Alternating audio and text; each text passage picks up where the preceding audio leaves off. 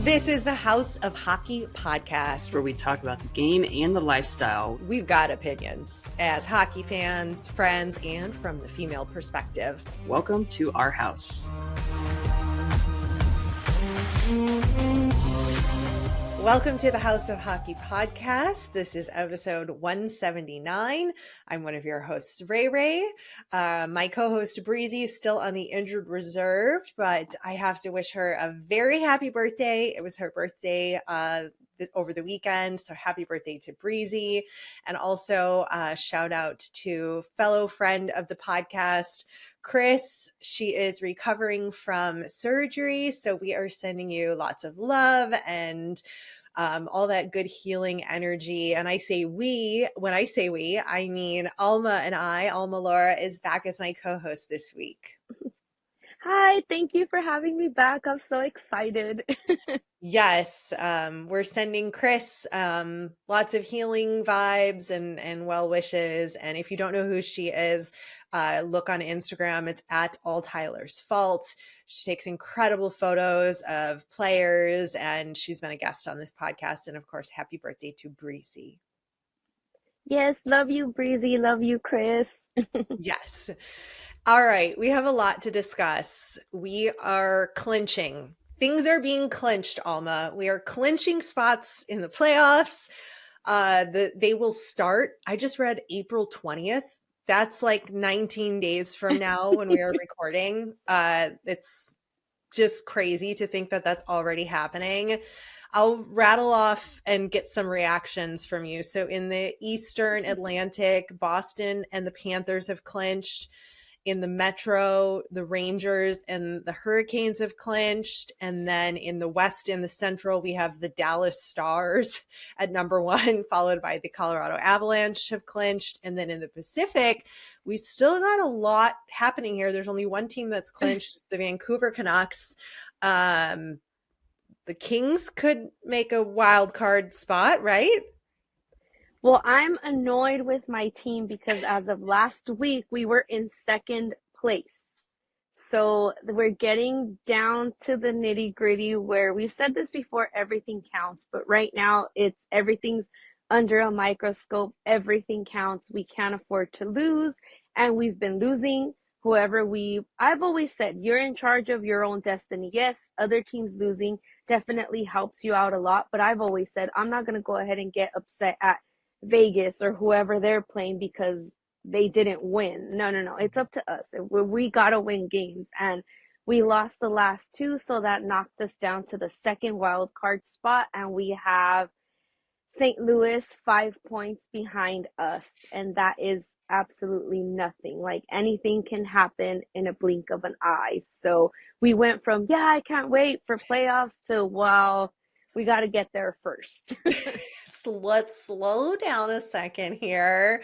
And you also just can't hope that other teams lose either. Like that, like praying for another team to lose isn't going to get you a spot in the playoffs either. Exactly. I see people online all upset, or I have one of my friends, he'll probably listen to it. He is always texting me, "Oh my gosh, why couldn't they lose? It's all their fault." And I'm like, I'm not upset at that. If we're not winning, it's not helping us. It's not helping. No. I mean, it gives you like a little less anxiety about your chances, but like that's not the way to go, I don't think. Let's talk about the East for a second. We've got Toronto. The Capitals are currently in the third position. I'm surprised the Capitals are in that spot at the moment, but Tampa's not far behind, and Philly is still hanging on. They really are like a wild card. I don't know what's going to happen there. I'm cheering for my man Tortorella, like hoping that he gets a chance to bring this team there, but we'll see what happens. Also, the Red Wings are not far out either. That's a pretty close race there. And I would love to see Patrick Kane finally get back into the playoffs again. I mean, he went into the playoffs when he was a Ranger, but I would love to see him, get a chance to do that like fully healthy this season. But it's okay if it doesn't, because there's a lot of future potential there. Any thoughts on the East? What's been going on with the Red Wings? That is what I want to know because they got off to a good start. And this is what I tell people, everything counts. I mean, I'm not putting it out in the universe, but if the Kings miss it by like say 1 point, I'm not gonna say, oh my gosh, that game in October, they Right. should have won or not taken it into overtime. But this is the advantage that you have when you start off hot. Look at the Red Wings. All of a sudden, I don't know what's going on. Me too. I wouldn't mind seeing them in there, but the decline Mhm. is just like what's going on. But because they got off to such a hot start, they have a nice little cushion that's having them hang in there. So Mhm. I would like to see them still stay in the race, but that everything is so close. And it for this division, it makes me excited because I have no fighter like in this battle. So I'm like, okay, you guys battle it out. So this is just so crazy that it's just by a very short, significant amount of points that they're divided. Anything can happen in these next couple of weeks, but I don't know. I want the Red Wings to make it. Tampa could sit this out. It's okay. They've been there. I want to see new teams. And I know the Red Wings have been known to be in the, they have that dynasty of being in the playoffs for so many years, but it's always fun to have them in there. It is. It is. And I know Tampa is fighting really hard to try to get a seat back at the table. And I I agree. I think it might be nice to see somebody else in that spot, but they've still got quite a bit of talent there, but don't get me started on one player that shall not be named that was an all-star begrudgingly. So I like can't cheer for him. But over in the West, we've got a couple contenders here. I'm surprised that the Predators have had such a rebound Mm. halfway through this season to be in a position to possibly clinch. I don't know. I don't know though. Like you said, there's like just 3 points apart. Like, is this going to happen? Is this not going to happen? I mean, it looks like Edmonton and Vegas, or at least Edmonton will probably clinch, but there's still more games to be played there, and along with Winnipeg. But I don't know. I don't know what's going to happen here. I feel like this division is just lacking. Like the West, I just feel like it's not as exciting. And I think we've said that before. I don't know. It doesn't excite me. It would excite me if my team was in, and I know it'd excite you if your team was in, but I don't know. I feel differently about this. I much prefer watching the East. It's just like we're saying, I'm looking down and it's so crazy. Anything can happen. I'm still Mhm. in shock at Nashville. Like we've Yeah. said it before, we touched on it before. Before the All-Star break, they were sellers. Big talks Hmm. about their goaltender possibly, them trading him off and to go on this run, but now you have to stop and think about, well, is this a team that the run's going to carry over into the playoffs if they clinch, or will they look run out now that it's April? So that's exciting. They have been a good surprise for me, and I know Breezy's probably ecstatic Oh, that yeah. that I they're in think the it's playoff race. for sure. And it's exciting for Barry Trotz as well, who's at the helm this year, and to be able to see a rebound. I think, what was it that they were supposed to go to a U2 concert and the team canceled the trip? Was it the Preds? And Yeah. ever since they canceled the trip, they've been on a heater. Like they were like, no more fun. We're going to work hard, which is so interesting because we see a lot of times, sometimes the boys need to let loose and bond as a team off the ice and do these things. But Barry was like, I don't know if it was Barry, but he's like, no, you are not going to have any fun. You don't deserve this. This is not helping. You need to get your butts on the ice and in the gym and like figure out how to work hard. I mean, I hope if they get into the playoffs that they at least get to go to a U2 concert in Vegas at the end of the season. I think if they end up getting eliminated, that's got to be like the end of the season trip to finally go to Vegas. Yeah, they for sure deserve that, but we'll see though. I don't know if that's going to play out just yet. Any other thoughts on the West?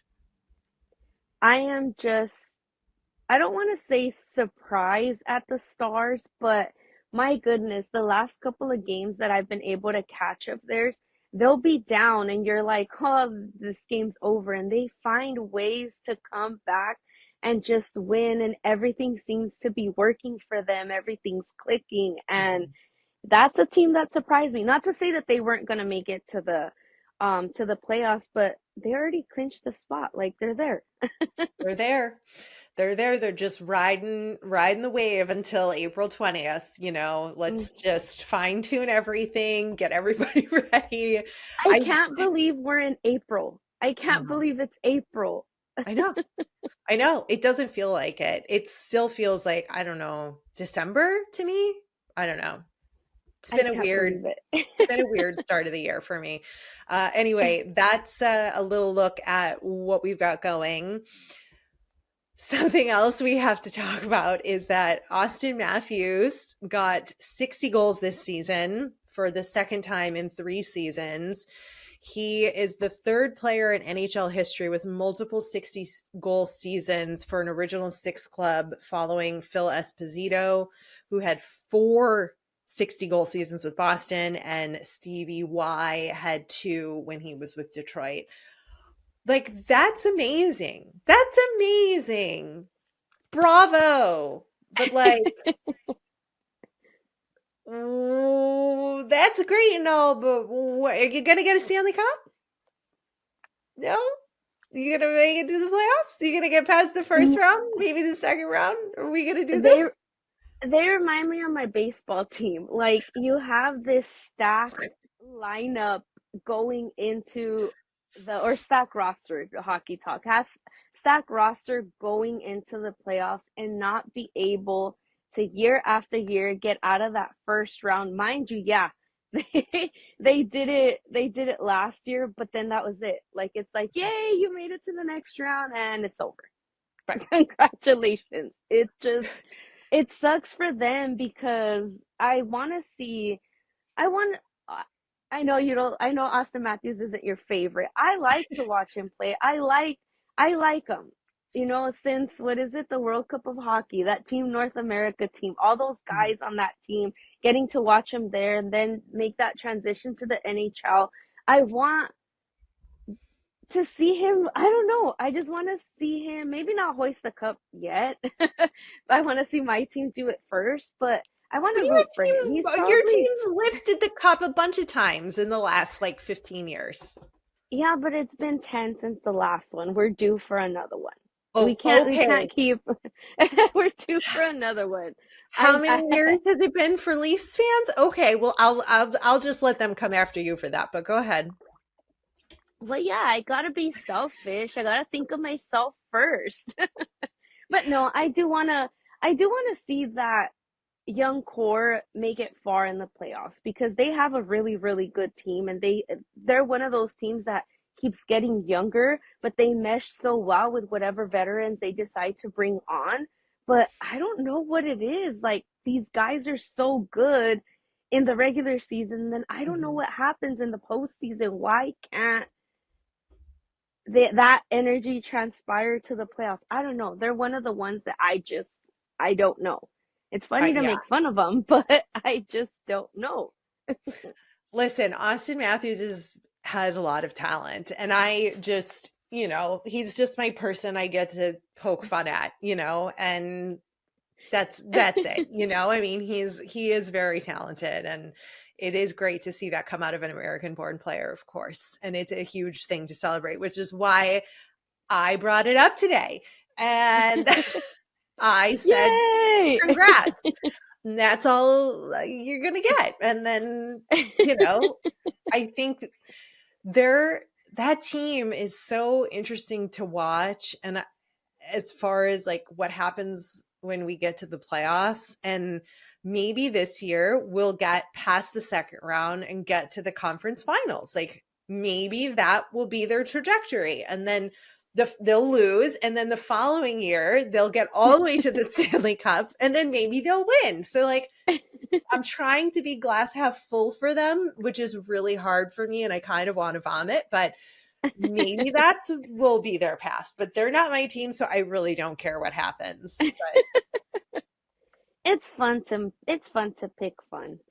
it is. I mean, you know, and they're the Leafs. Like, come on, they're like such the most talked about team and all of these things that happen. But okay, I wanted to do a little follow up to a story about the Jaromir Jagr bobbleheads that went missing.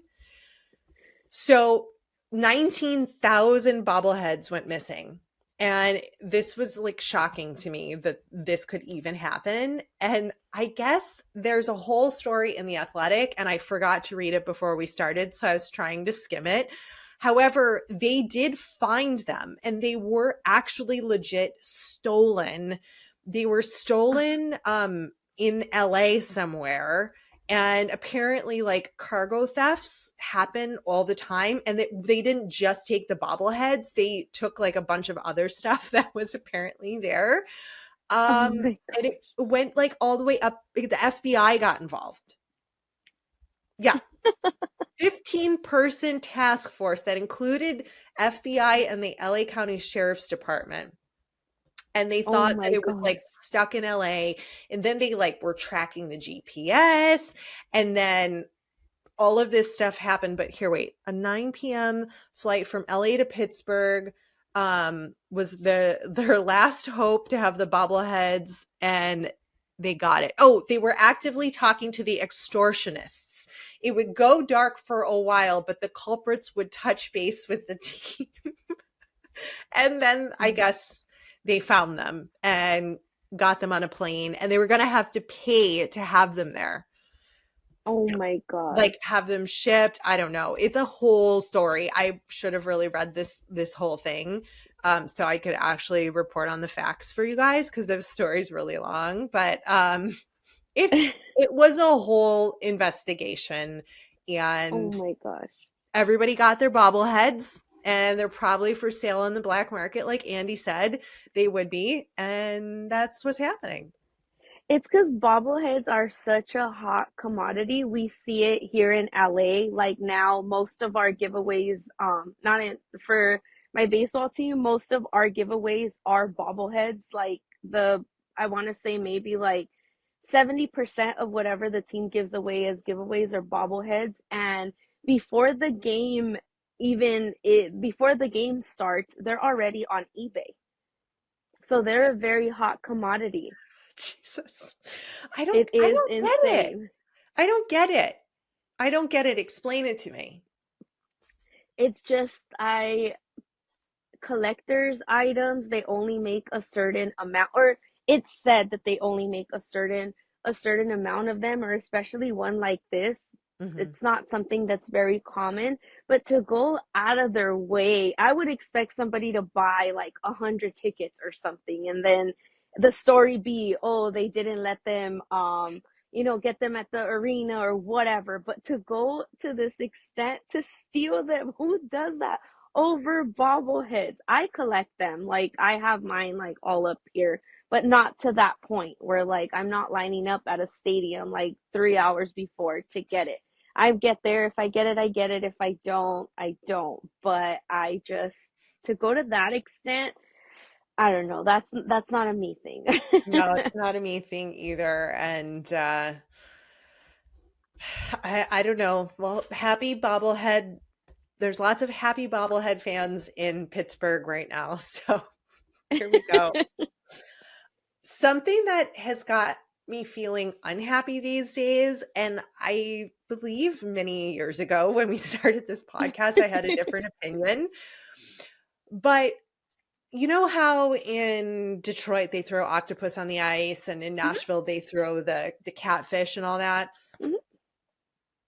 I don't think I'm a fan of this anymore. And let me tell you why. I am now, a proud dog mom, and I know a dog is not an octopus or a fish, but animals have feelings, and like taking a dead, well, I guess they're dead and you're throwing them on the ice. I don't know. It just feels really wrong to me to like take this beautiful octopus, which are incredible creatures, which I didn't know were until I watched that documentary of Octopus My Teacher or whatever.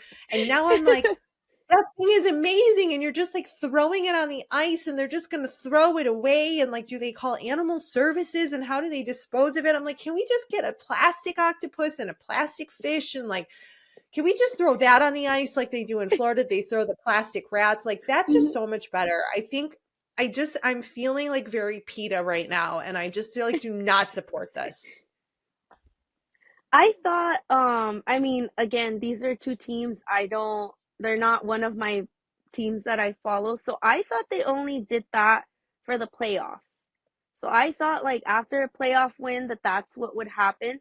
I get exactly what you're saying. I'm gonna go ahead and play devil's advocate here. I get what you're saying, Okay. but I was like, if it's tradition, if that's something that they've been doing, for years, why not? But I thought it was simply just for the playoffs. But now you're seeing it before the game, in the middle of the game. You don't even know if they're winning yet. They're just being thrown around like at every point, and now they have to stop. They have to clean the ice. I'm just like, Mhm.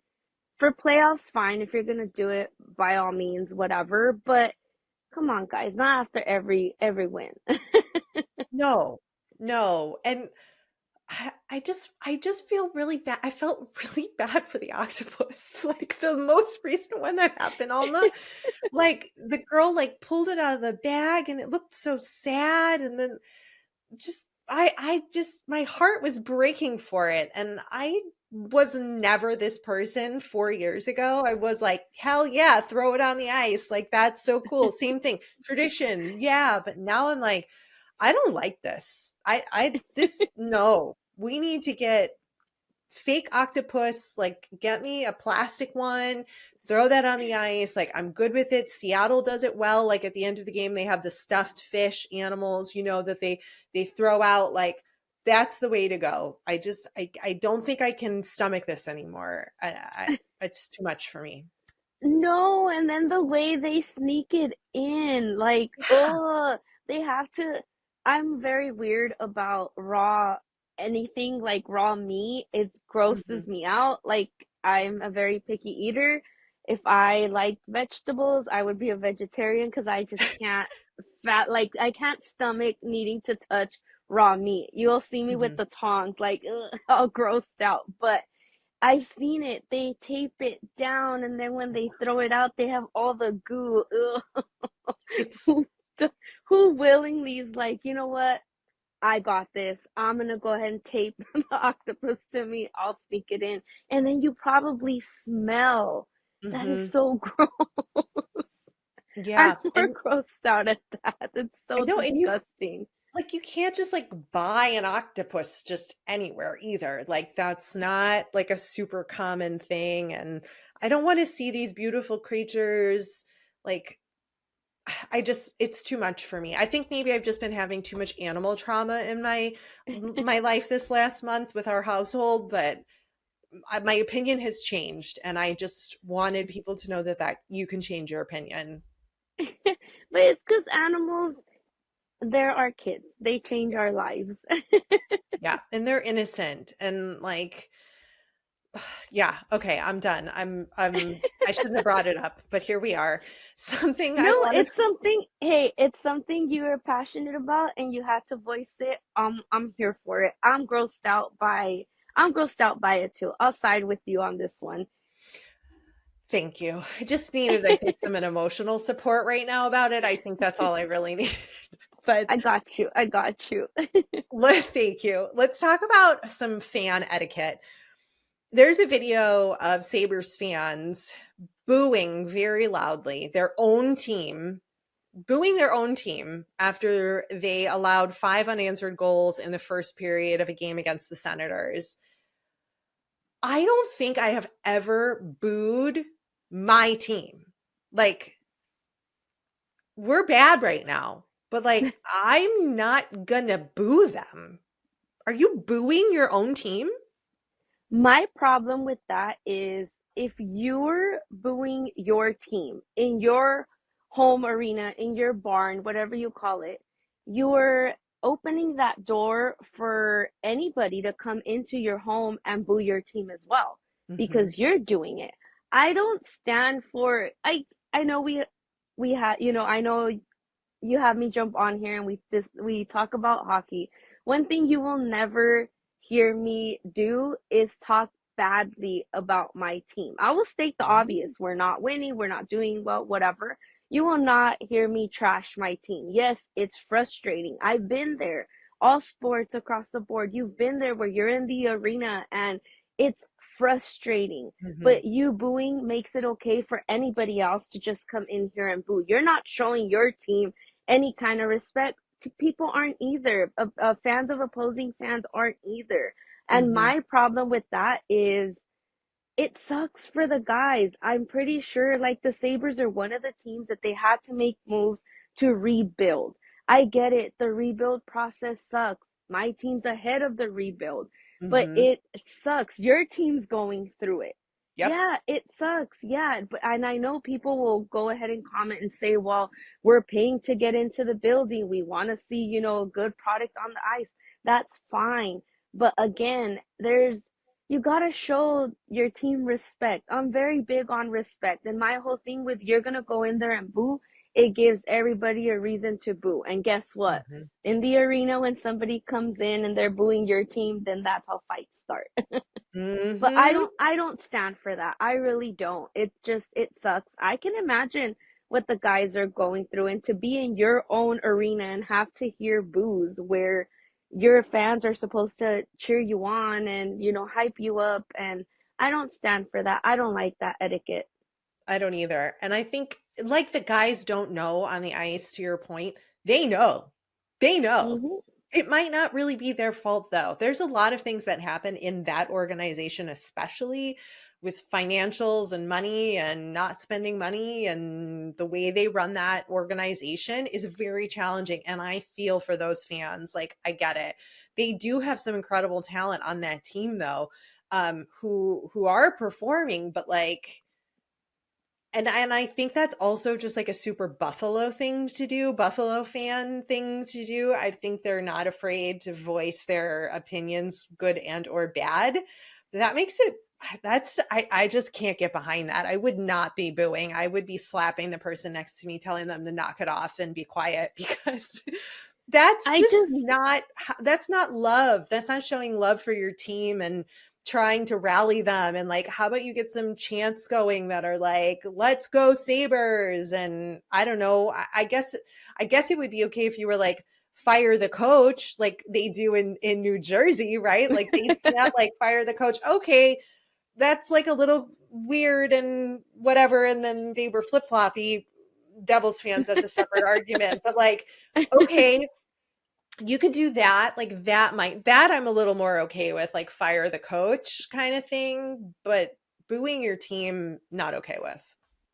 And I get it. And I know I probably frustrate people because a lot of people are like, oh my God, you try to be all positive and it's not always like that. Yeah, it isn't. But I'm not going to sit here and trash every single one of the players on my roster. Yes, is it frustrating when you see them struggle and Mhm. you see them not making any changes? Yes, that's fine. But I'm not going to sit there and badmouth them when I'm still going to go ahead and show up to their games. Exactly. Like I got into it with a Kings fan the last Kings game that I went to I because love we won. Mind you, we were winning. We had the lead. Tampa tied it, took it into overtime. We won, right? I get it. I can sit there and be like, you know what? This is what we did wrong. This happened, this happened. But he's sitting there and he is trashing Cam Talbot. We Mm. won, okay? We won. And even Kings announcers have said going into the season, they said the Kings' trouble was gonna be Oh. goaltending, and it hasn't been. It really hasn't. From going to some, we've struggled, and right now, yes, we're at a wild card spot, but it could be things could be different. We could be last in our division, Mhm. but they've carried us through the season. So to sit there and trash them, and I said, no, no, no, that's not what we're going to do. I said, we won. We are going to celebrate a win. No, but you know what? I said, no, because you're right here talking smack, but you're going to be the first one to beg for tickets if and when we make it to the playoffs. I said, I Mhm. don't stand for this. And our friend of your podcast, Augie, told me that this particular fan got a stick from Talbot at one of the games. So you mean to tell me you collected something from a player and you're gonna trash him? I'm the Mm-mm. opposite. If a player's nice to me, they earn my respect and I will always, have a soft spot for them. But to do that, I'm like, no, I don't stand for this. So I went back and forth with them after, like, how are you? We won. Everybody's so hyped Right. up. It was so awesome. And he is sitting there, oh my goodness, Cam Talbot sucks and blah, blah, blah. And I'm like, oh God. And he wasn't even drunk. That's the sad part. I Listen, can't stand for that. listen, what you just described, he is literally the stereotype of LA Kings fans that ruin the reputation of your fan base because of guys like that. Who are like, he sucks, but yet, oh, I have a stick by him and it's signed, and then he's going to be begging for tickets, and then he's going to be like, oh yeah, the Kings are the best, we're the best, and you're like, I can't with you, I can't, I punch you in the face. Like, that guy I have encountered when I lived in LA, and that was my experience with Kings fans. It was a little different because we had a rivalry, of course, the Blackhawks at the time, and there was reason to have shit talking going on, but that guy ruins it for your fan base. So I'm glad you told him to knock it off, because that kind of behavior is not okay.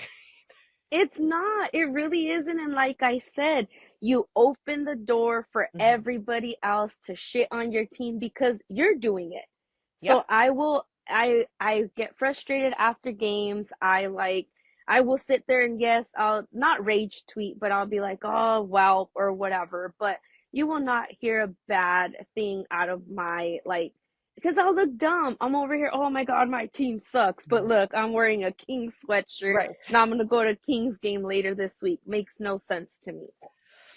I have to say, I mean, I have talked badly about some of my players on the Blackhawks, and there are certain players that I don't think should be there and being paid what they're being paid for the lack of performance. But I wouldn't like all of a sudden cozy up to them and be like, oh yeah, Seth Jones, like, throw me a puck, let me have a stick, can I take a picture with you? Like, no, like, I would be like, hi, but I would not be And that's asking it. for any more. And It like, I wouldn't like, and I mean, I can change my opinion. Like I said, like, if all of a sudden he starts performing better, I will give him kudos for being better. I still don't like the contract he has. I don't think he's worth it, and I will stand by that opinion. Yeah, and don't get me wrong. I get it. You're not always gonna like everybody on your roster. You're not Mhm. always going to. But in this to sit there and just boo the entire team, No, I wouldn't be able to do that. Like, no. yeah, we have it's like if and that too, it's like if all of a sudden next time you have me on here, I'm wearing a Jack Hughes sweater after being so vocal about how I feel about him. Makes no sense. Right. But I don't understand this fan etiquette that I wouldn't stand for. At that point, just don't show up to the games. I agree. You know what games we do need to show up to and watch are the IIHF tournament. The Women's World Championship is happening April 3rd through the 14th. If you don't know what that is, it's like one of the biggest events outside of the Olympics for the women's hockey. Before we had the PWHL. And if you have been living under a rock, the women's game, there is a massive rivalry between Team USA and Team Canada. This is where we get to see it play out. It's going to be an epic tournament that's happening. It's from players across the world too. They rotate where it's hosted. This year it's hosted in New York, upstate in Utica. And here's some fun facts for you. The US has made it to the gold medal game in all 22 of the IIHF Women's World That is Championships. awesome. Is that not insane? If Yes. you don't think there's talent there, like, I don't know what you're doing with your life. But they've won the gold in 6 of the last 8 tournaments, most recently in last year in 2023. They beat Canada, and it's a big deal. So tune in, watch the women. This is like the best of the best playing. And this is, I don't remember if it was you I was talking to, but this is what I was talking about when we look at the PWHL. So many of these players are teammates in the PWHL, but rivals when it comes to this. And so it's such a switch. So you're going to see a little bit of different hockey being played, because this, I think, is almost a bigger deal to the women right now. Maybe in time, it might be like, it'll be a big deal when we get to the like playoffs of the PWHL, but because it's the first season. But I just think the weight of this tournament is so much bigger. I like it because, like you said, it's totally different. And I think there's something, it's a tournament, but there's something behind playing for your country. And I think this is what gets the women going, that it's like, yeah, you're playing and you are representing your country. So that is, I'm excited for this. This is awesome. Yeah, I'm not sure where we can watch. I forgot to look that up, but just look it up on their website. I'm sure they will probably be airing this in Canada on TSN, because Canada does women's hockey on a bigger scale than we do here. But I'm sure games will be streamed somewhere. So try to tune in and really enjoy some hockey if your team is already out. If your NHL team is already out of the playoffs, or you don't have a dog in the fight right now during these next 2 weeks where none of it matters to you, go watch the women. Something I else. think Yeah. for that, I think the NHL network does a really good job at airing a couple of the games. I don't think they do all of them. They'll do them sporadically, but Mhm. if you don't see them live, they'll replay them like later in the night. It's Mm. just a matter of what is it? Just checking their the schedule. Like Yeah. sometimes I know the games, well, they'll be in New York, so it's only a 3 hour difference to me, but it's on your time zone. But Yeah. just checking that, because when they're overseas, sometimes they won't play it Mm. live. They'll give you, like, say, I don't know, Switzerland and Sweden. And then it's like, damn, USA and Canada, it's also playing at the same time, but they'll replay it right after. So Oh, they're okay. really good. At least the NHL network's really good at that. Good to know. Thank you for giving them the kudos they deserve, because I don't do that often enough. If you have NHL Network. Well, that's true. Yeah. Something I need to get a hold of, though, is the PWHL has 2 Barbies now. They made like Barbies. Did you see this? Mhm. No, let me There's look like it up. real Barbies, and they're wearing the purple hoodie that I need. Like when I went to the game, right? We were like, get a purple hoodie, and I was like, they don't have any. So they're wearing like, I think they're the players, and I don't know if they're for sale or not, but Barbie, has been a sponsor, or at least Barbie Canada in Canada has agreed to partner with the league, and there's now official Barbies out, and they're wearing PWHL gear. Oh Yeah. my Yeah. gosh, it's Yeah. so cute. I know. I feel like I need one of them to put behind me here, on my little display here next to my Funkos. I feel like I need to get a Barbie and put that up. But that's an exciting moment, I think, just for women and young girls, to be able to see that. I think it's a really big deal. So I had to shout that out. No, that's really cute because even me, when I watched the Barbie movie, anybody can tell you I was most excited to see our representation of the hockey Barbie. Yes, Hmm. the message is nice before anybody comes after me about, oh, you missed the message. No, I No, get it. Cute movie, but I was so excited. so I was was like, I. hockey Barbie, yes. So was I. I was like, they put Hockey Barbie in there. That's like huge. So I was super excited. Thank you, Greta, um, and Margot Robbie, for making that choice. We love you. If That I was ever awesome. get to meet Margot Robbie, which probably wouldn't happen, but there's always a chance, right? I would be like, I just want to say thank you for putting Hockey Barbie in the Barbie movie. That really meant the world to us female hockey fans. It She's did. gonna It really did. she's gonna be like, "What are you talking about?" Okay, sure, yeah. What? She was in there? Yeah. And something else exciting to mention briefly, the Canadian Embassy threw an entire watch party for the PWHL to celebrate the inaugural season. I'm not sure really what the Canadian Embassy is. Like, I don't know what kind of a big deal that is, but I know that's their something in their government, obviously. And for them to do that to celebrate, we need a little more like USA get behind our PWHL teams, and I think it's a good example, and I just wanted to share that so everybody knows that Canada is really supporting this league. So kudos. I really like that, and I really wish, like you said, that I guess because this is the inaugural year, they want to see how it is. But like, I want to go online, like NHL shop, and see stuff that I'm able to buy from the Mhm. women's league. I want to go into the store and be able to see that Right. kind of stuff. So, like you said, I guess this is like a test run, but I really hope that they learn from it. We're eager to buy merch. Give us merch. Right. Let's go. Let's go. That'll help fund the league. We will pay the money for it. We will. Um we will. Two exciting things to note that happened this week. Josh Stone scored on his NHL debut with his dad Shane, of course, in the building. But the cool part about this was both father and son became the second father-son duo in NHL history to record a point in their NHL debut with the same franchise because they're both with the Yotes. I think that's crazy. And what are the magical odds of that happening? I saw the TikTok and I kid you not, I almost cried because it's one thing to if it's one thing to have it be your NHL debut. I am always a sucker for Mhm. that kind of stuff.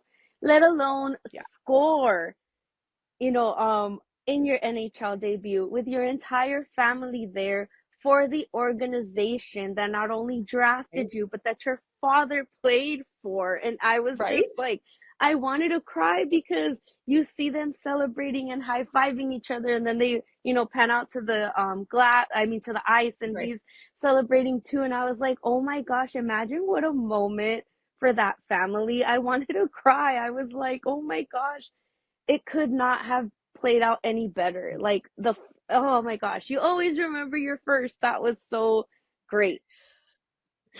Yes, and I'm sure it tasted like watermelon moonshine for him.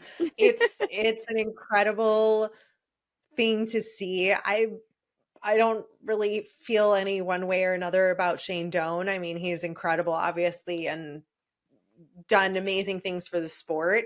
But to see this happen with him and his son is just, you could see the like genuine love he had for his son, and he gave him the puck, and like you could just see that like pure excitement. And we don't always get that from these guys, and I think that was unique to see as well from Shane. And yeah, it was a special moment.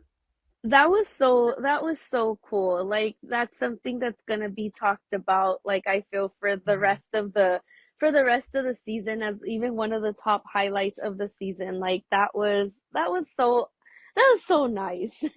It was. It was such a happy moment to have.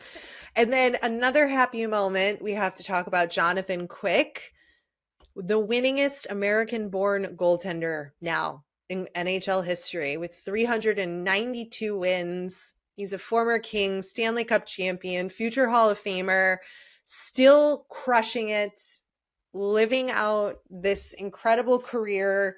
Uh, Bravo, shout out to Jonathan Quick. That's a huge accomplishment and just proof that the American players are really coming a long way. And that's like not even a question anymore, is like, are American born hockey players good?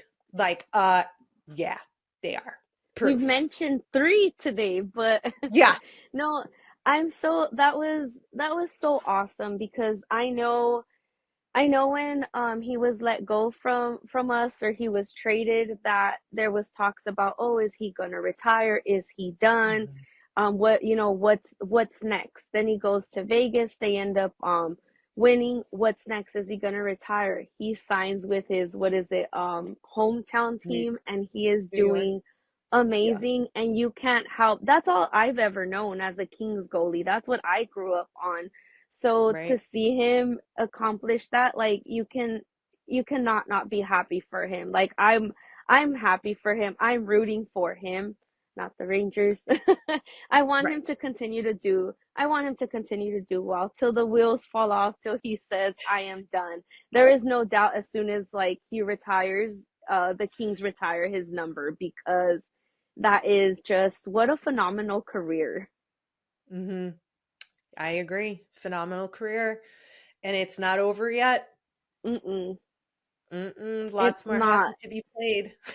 It's not. And I got to watch him play actually when I went to MSG. He happened to be the starting goalie, and I was just telling like my friend that I went with, he's a Rangers fan, and I was like, the fact that you guys are getting vintage quick, this is amazing. I was like, I hate you guys because we love him for this. But, and this is back Hmm. in December, right? He was getting a Yeah. handful of starts here and there. And I was like, this man does not age. Like, he is just playing like we're used to seeing him play. And I'm like, man, I hate you guys. Love him, hate them. Oh my God. You are so funny. Well, that's all we have for today. We've got to do our hunk of the week. And I think my hunk of the week is going to be John Tortorella, because I think it was this week he did this.